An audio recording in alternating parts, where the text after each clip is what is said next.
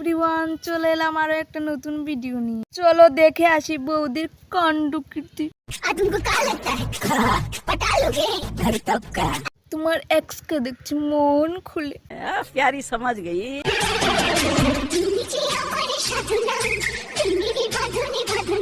এই ভিডিও করবে না বলে ওকে ফেলে হাত পা ভেঙে দেবে। আমার এক্স বয়ফ্রেন্ড না লাল কালার খুব পছন্দ করতো, ওই জন্য যাতে ওর আরো বেশি ভালো লাগে আমাকে। আসলে ওর এক্স বোধহয় ছিল ভূত, তাই লালে তো ভালো লাগে।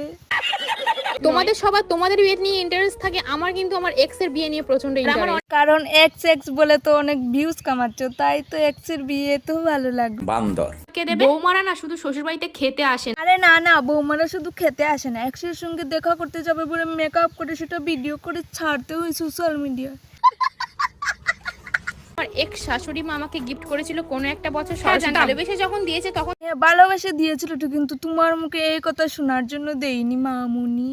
কিন্তু ওই যে কুকুরের পেটে ঘিস ভাত যদি তার বর আর ঘর দুটোই খারাপ হয়, তাহলে তার মতন অভাগিনী ভাগ্যহীন পৃথিবীতে মনে হয় বর এমন আর কি করে ভালো হবে বলো তো? তুমি যদি সারাদিন এক্স কে নিয়ে পড়ে থাকো তাহলে।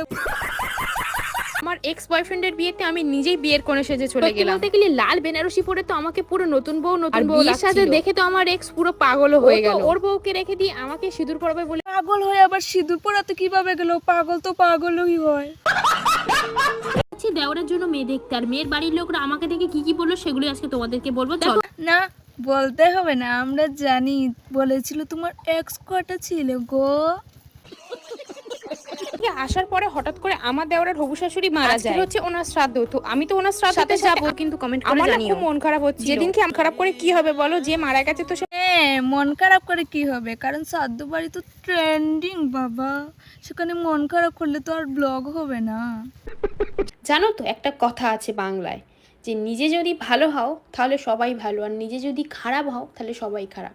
বাহ, অবশেষে নিজের মুখেই বললে তুমি খারাপ।